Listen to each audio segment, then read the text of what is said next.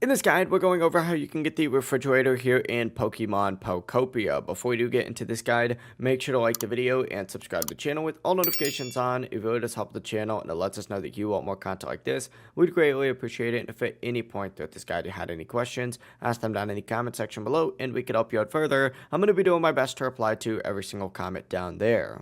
Now, what you need to do is make your way over to Rocky Ridge, and once you're in Rocky Ridge, go ahead and reach Environment Level 5. As soon as you hit Environment Level 5 and complete the related quest, you're actually going to immediately unlock the refrigerator, and it's going to be given to you to place down and use as well as craft. So once again, just go ahead and make your way over to Rocky Ridges. Once you're in Rocky Ridges, go ahead and get to Environment Level 5, and once you're Environment Level 5, complete the quest and you are good to go. That is really all you need to do. If you guys had any questions, feel free to ask them down in the comment section below and we can help you out further. I'm going to be doing my best to reply to every single comment down there. Before you do leave this guide though, make sure to like the video and subscribe to the channel with all notifications on. It really does help us out. Let's know that you want more content. Have a great rest of your day though. Peace.